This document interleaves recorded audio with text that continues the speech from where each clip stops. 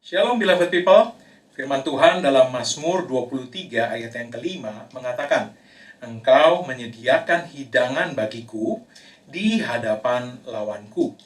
Dalam bahasa Inggris dikatakan, Engkau menyiapkan meja jamuan makan di hadapan lawan-lawanku. Daud mengatakan hal ini dengan ilham Roh Kudus untuk memberitahukan kepada kita bahwa kita dapat tetap tenang dan percaya kepada Tuhan, sebab Tuhan tidak hanya akan menolong sekalipun dalam kekhilafan kita dan mengubah keadaan menjadi baik, tetapi Tuhan juga bahkan akan memberkati kita di depan musuh-musuh kita. Inilah artinya menyediakan hidangan di hadapan lawan. Bapak Ibu saudara yang dikasih Tuhan, Tuhan dapat mempromosikan kita dimanapun kita berada. Dan dalam keadaan apapun juga kita saat itu. Akan tetapi, lebih daripada itu, Tuhan akan membuat kita memperoleh kehormatan, pengakuan, dan kemurahan. Justru di depan orang-orang yang berusaha menjatuhkan kita.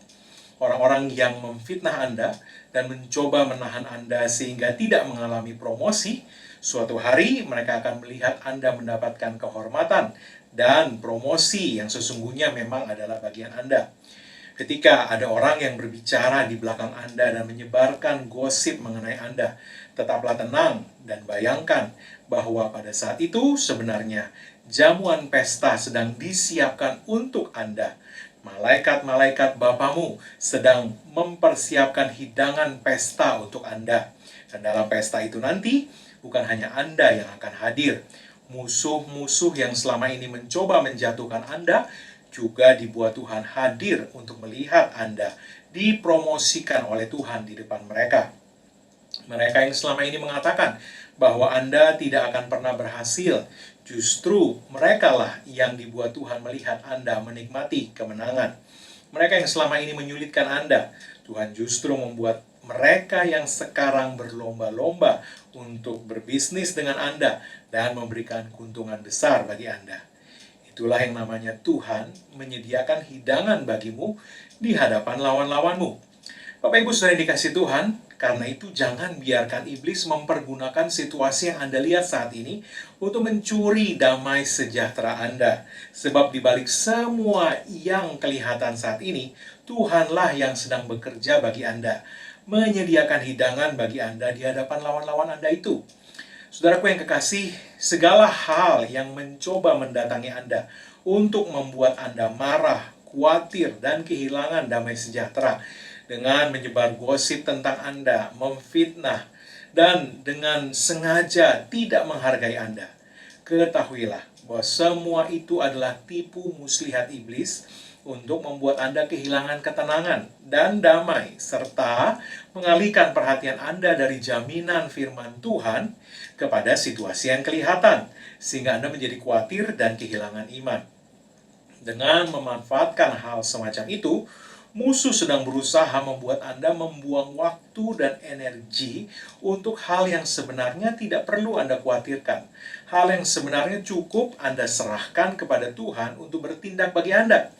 Namun musuh mau hati Anda rusuh dan Anda menjadi tidak tenang dan mengarahkan waktu dan tenaga Anda untuk mencoba menangani hal itu sendiri sehingga Anda lupa untuk tetap dalam damai sejahtera dan mengandalkan Tuhan saja yang menyelesaikan untuk Anda. Dengan kata lain, hal itu dirancang musuh untuk membuat Anda terpancing, sehingga berusaha menyelesaikan sendiri dengan kekuatan Anda sendiri. Apa yang sebenarnya cukup Anda serahkan kepada Tuhan yang akan berperang dan menyelesaikan bagi Anda. Ingat, minggu lalu kita belajar bahwa kalau kita tenang dan iman kita beristirahat dalam keyakinan pada Tuhan dan firman-Nya, maka Tuhanlah yang akan berperang bagi kita dan menjadikan musuh-musuh kita itu tumpuan kaki kita. Ketika musuh mencoba mempergunakan situasi yang kelihatan untuk menggoncang hati Anda, jangan mau terpancing. Sebaliknya, bayangkan Anda sedang duduk di kursi santai yang nyaman dengan kaki Anda beristirahat di atas punggung musuh yang sedang bersujud di hadapan Anda, sambil Anda berkata kepada Tuhan, Bapa, semua masalah ini ada di bawah kakiku. Aku tahu Engkaulah yang berkuasa atas segalanya, dan Engkaulah yang mengendalikan situasi yang kuhadapi ini. Kalau musuh tidak bisa membuat Anda terpancing, itu artinya dia tidak bisa menggoncang iman Anda. Dan itu artinya iman Anda masih tetap aktif dan bersandar pada Tuhan untuk berperang dan membela Anda. Firman Tuhan berkata, jika Tuhan di pihak kita, dengan kata lain, jika Tuhan yang berperang dan membela kita, siapakah yang dapat mengalahkan kita? Mengapa? Sebab kalau kita tetap tenang, tinggal dalam damai sejahtera, hati kita beristirahat dalam iman kepada Tuhan, maka Tuhanlah yang akan berperang bagi kita dan menyediakan hidangan bagi kita di hadapan musuh-musuh kita. Saya pernah mendengar seseorang menceritakan mengenai seorang pria yang berusaha untuk membawa istrinya berimigrasi ke Amerika Serikat. Pria itu sendiri adalah warga negara Amerika, tetapi istrinya bukan warga negara Amerika. Istrinya itu berasal dari Eropa. Pria ini bolak-balik ke kantor imigrasi untuk mendapatkan visa dan mengurus surat-surat untuk istrinya tadi. Di kantor imigrasi, orang yang bekerja di counter pengurusan visa dan surat-surat adalah seorang yang sangat kasar dan ketus. Orang itu sama sekali tidak mau menolong pria tadi. Malahan, orang itu memberikan informasi yang membuat pria tadi bertambah bingung dengan prosedur pengurusan visa istrinya. Singkat cerita, beberapa minggu kemudian, pria ini akhirnya bisa mengumpulkan semua surat yang dibutuhkan dan telah menyelesaikan proses notaris untuk surat-surat itu. Maka pria ini kembali lagi ke kantor imigrasi dan kembali bertemu dengan orang yang kasar dan ketus tadi itu. Dari beberapa sumber yang pernah ditemui pria ini, dia dapat informasi bahwa pengurusan visa itu memakan waktu sekitar 6 bulan. Akan tetapi si petugas yang ketus itu mengatakan bahwa pengurusan visa istri si pria itu memakan waktu setidaknya 5 tahun. Petugas itu memberikan alasan bahwa pekerjaan di kantor imigrasi sedang sangat sibuk dan mereka tidak punya waktu untuk mengurus visa istri si pria itu sampai waktu yang sangat lama. Pria itu merasa frustrasi sampai-sampai dia sudah merasa ingin meninju si petugas tadi. Namun demikian, pria ini menolak untuk kehilangan damai sejahteranya. Dan dia mengingatkan dirinya bahwa musuh sudah ditempatkan Tuhan di bawah kakinya. Sebagaimana yang firman Tuhan sudah katakan minggu lalu kepada kita. Dan bahwa Tuhan sedang menyiapkan hidangan baginya di hadapan musuh-musuhnya. Maka pria ini menyerahkan semua kelengkapan surat-surat itu di kantor imigrasi dan pulang ke rumahnya. Dengan iman, si pria itu membayangkan bahwa Tuhan sedang mempersiapkan jamuan pesta untuknya. Dan dia tetap tinggal dalam damai sejahtera sementara menunggu proses visa istrinya itu. Tidak disangka, beberapa minggu kemudian pria ini mendapat telepon dari kantor imigrasi yang memberitahukan bahwa visa istrinya sudah selesai. Tentu pria ini sangat terkejut. Bukankah si petugas tadi mengatakan 5 tahun? Kalaupun bukan 5 tahun, orang lain mengatakan sekitar 6 bulan. Tetapi ini baru beberapa minggu saja. Segera pria ini pergi ke kantor imigrasi dan dia kembali berjumpa dengan si petugas ketus. Kepada petugas itu, pria ini bertanya, "Saya pikir Anda mengatakan bahwa pengurusan visa istri saya akan memakan waktu 5 tahun. Tetapi mengapa sekarang sudah selesai?" Si petugas menjawab, "Ya, memang seharusnya 5 tahun. Tapi semenjak kita bertemu terakhir kali, saya tidak bisa melupakan kamu. Saat bangun pagi, saat makan siang, saat pergi tidur, entah mengapa pikiran saya selalu diganggu dengan ingatan tentang kamu dan visa istrimu. Itu membuat hidup saya sangat tidak bahagia dan tidak nyaman. Jadi, ini visa istrimu, ambillah dan segera pergi dari sini." Bapak Ibu saudara yang dikasihi Tuhan, Tuhan sungguh tahu caranya berperang untuk kita. Dia tahu caranya menekan musuh-musuh kita. Dia tahu caranya membuat mereka tidak tenang dan tidak nyaman jika mereka belum menolong kita. Karena itu Anda tidak perlu stres dan berperang bagi diri Anda sendiri. Tetap tinggal dalam damai sejahtera dan iman. Dan Anda akan melihat Tuhan yang membuat musuh-musuh kita menjadi tumpuan kaki kita. Itu juga Tuhan tambahkan lagi dengan kita melihat hidangan bagi kita disediakan Tuhan di hadapan mereka. Yesaya 54 ayat 17 mengatakan, setiap senjata yang ditempa terhadap engkau tidak akan berhasil. Tapi Yesaya tidak mengatakan bahwa orang tidak akan bertemu dengan situasi sulit. Itu bukanlah kenyataan hidup di dunia ini. Namun demikian, sekalipun ada tantangan, orang mungkin berbicara buruk atau laporan medis yang negatif, atau masalah keluarga. Firman Tuhan berkata kita dapat tetap tinggal dalam damai sejahtera, karena semua itu tidak akan berhasil terhadap kita. Mengapa demikian? Karena Allah yang Maha Kuasa adalah Bapa kita, dan sebagai anak-anaknya, kita duduk dalam lindungan yang maha tinggi dan bernaung dalam naungan yang maha kuasa. Oleh sebab itu, ada tembok perlindungan, kemurahan, dan kesetiaan Tuhan di sekeliling kita yang tidak dapat diseberangi oleh musuh manapun. Camkan baik-baik bahwa tidak ada seorang pun, tidak ada sakit apapun, kesulitan apapun, atau rintangan apapun yang dapat menghentikan rancangan damai sejahtera Tuhan atas hidup kita. Segala kuasa kegelapan tidak dapat mengalahkan Tuhan, sehingga destiny yang sudah Dia rancang untuk kita menjadi gagal. Karena itu, saat Anda berhadapan dengan tantangan, dan iblis menggoda hati Anda untuk cemas dan khawatir, katakan kepada diri Anda sendiri, senjata yang ditempa terhadap aku ini tidak akan berhasil, sebab aku punya perkataan dari Yang Maha Tinggi bahwa segala senjata yang ditempa terhadap aku tidak akan berhasil. Atau Anda dapat berkata, mereka berkata-kata negatif mengenai saya, memfitnah dan mencoba menjelek-jelekan saya.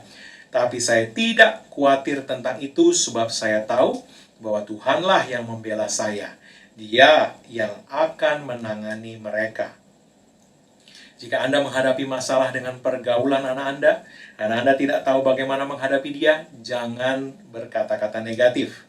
Sebaliknya, Anda dapat berkata, anakku sedang bergaul dengan orang-orang yang salah, tapi aku menolak untuk khawatir, sebab aku tahu bahwa hal ini tidak permanen. Ini hanya sementara, sebab firman Tuhan berkata, aku dan keluargaku, kami semua akan melayani Tuhan. Kalau masalah kesehatan yang Anda hadapi, Anda dapat berkata dengan iman, laporan medis ini kelihatan tidak baik, tapi aku tahu bahwa Tuhanlah yang merancang dan menciptakan tubuh. Dan Tuhan menggenggam saya di dalam telapak tangannya. Karena itu, tidak ada yang dapat merebut saya dari tangan Tuhan, apalagi mencelakakan saya. Bapak Ibu Saudara yang dikasihi Tuhan, saya membaca mengenai sekelompok saintis yang mempelajari mengenai penyakit Alzheimer. Mereka meneliti otak dari orang-orang lanjut usia yang sudah meninggal, baik mereka yang menderita Alzheimer maupun yang tidak. Hasilnya cukup mengejutkan. Mereka mendapati bahwa banyak subjek yang mereka teliti sebenarnya memiliki lesi pada otak mereka yang secara teknik menandai bahwa mereka adalah penderita Alzheimer. Akan tetapi orang-orang ini selama hidupnya tidak pernah memperlihatkan gejala Alzheimer sama sekali. Pikiran mereka tetap tajam, penalaran mereka prima, ingatan mereka tidak terganggu. Jadi secara saintifik, mereka dikategorikan sebagai penderita Alzheimer, tetapi mereka sama sekali tidak ada gejala atau simptom Alzheimer yang muncul di sepanjang hidup mereka. Tidak ada sama sekali. Tahukah Anda apa yang para saintis ini temukan sebagai kesamaan pada orang-orang yang tidak pernah menampakkan gejala Alzheimer seluruh hidupnya ini? Orang-orang ini semuanya adalah orang-orang yang bersikap positif. Mereka hidup penuh dengan pengharapan dan tetap aktif dalam hidup sehari-hari. Inilah yang dikatakan Yesaya tadi. Tidak ada senjata yang ditempa terhadap kamu yang akan berhasil. Sekalipun masalahnya ada di sana, tetapi itu tidak berhasil menyakiti orang-orang ini. Mungkin ada masalah yang terjadi karena soal genetik atau keturunan, tapi kabar baiknya, Tuhan adalah satu-satunya yang punya kata akhir dalam segala perkara. Tuhan bisa dengan mudah memutuskan sesuatu yang berbeda dari vonis dunia, dan kata akhir dari Tuhan itulah yang akan berlaku atas Anda. Jadi jangan izinkan iblis membunuh iman Anda dengan keputusasaan. Stay in faith. Saya akan menutup pengajaran kali ini dengan suatu kesaksian mengenai Ramiro, seorang anak yang lahir tanpa telinga. Dokter sudah mengatakan kepada orang tua Ramiro bahwa Ramiro tidak akan pernah bisa mendengar. Sebab bukan hanya Ramiro tidak mempunyai daun telinga, tapi juga organ dalam telinganya tidak terbentuk sama sekali. Dari sudut pandang Yesaya 54 tadi, kita dapat katakan bahwa senjata sudah ditempa terhadap Ramiro. Secara natural, ini sama sekali tidak terlihat baik. Namun ingat, Tuhanlah yang punya kata akhir dalam segala perkara. Firman-Nya lah kata akhir dalam segala perkara. Syukurlah bahwa orang tua Ramiro adalah anak-anak Tuhan yang percaya apa yang Tuhan katakan dalam Yesaya 54 itu. Jadi mereka tidak terbenam dalam keputusasaan dan mengasihani diri sendiri. Mereka tahu bahwa Tuhan memperlengkapi mereka dengan kekuatan Tuhan sendiri sebagaimana telah kita pelajari minggu lalu. Dan mereka menyadari bahwa masalah ini ada di bawah kaki mereka. Jadi mereka berdoa. Iman mereka bersandar pada kekuatan dan perkataan Tuhan. Dan mereka berkata-kata sesuai dengan apa yang Tuhan sudah katakan. Dan memperkatakan kemurahan Tuhan atas mereka sebab firman Tuhan berkata dalam Mazmur 23 tadi bahwa Tuhan menyediakan hidangan bagi mereka di hadapan musuh dan bahwa kebajikan dan kemurahan belaka mengikuti seumur hidup. Beberapa bulan kemudian dokter mendapati sesuatu yang luar biasa, bahwa ternyata di dalam kepala Ramiro yang tidak berdaun telinga itu dan tidak ada organ pendengarannya di dalamnya, mulai terbentuk jaringan organ gendang telinga. Secara singkat, tim dokter kemudian melakukan prosedur operasi plastik untuk membuat daun telinga untuk Ramiro. Beberapa waktu kemudian, Ramiro menjalani beberapa operasi lagi dan kondisinya semakin membaik. Hari ini, Ramiro tidak hanya dapat mendengar dan berbicara, dia bahkan dapat menyanyi dengan baik. Dan itu menandakan bahwa pendengarannya sempurna. Tapi, lebih lagi, dia bahkan menjadi pemimpin pujian di salah satu gereja terbesar di dunia di Lakewood, Amerika Serikat. Mungkin beberapa dari Anda pernah mendengar Ramiro tampil dalam American Idol menyanyikan Amazing Grace di hadapan jutaan orang. Tapi Ibu Saudara yang dikasih Tuhan, mungkin Anda memperhatikan bahwa operasi dapat saja dikerjakan, tapi menumbuhkan organ yang tadinya tidak ada. Hanya Tuhan yang bisa melakukannya. Dokter bisa membuat daun telinga, tapi yang bisa membuat organ dalam telinga yang tadinya tidak ada menjadi ada, hanya Tuhan yang bisa kerjakan. Bapak, Ibu, Saudara yang dikasih Tuhan, apapun yang Anda hadapi saat ini, ketahuilah bahwa semua itu sudah diletakkan Tuhan di bawah kaki Anda.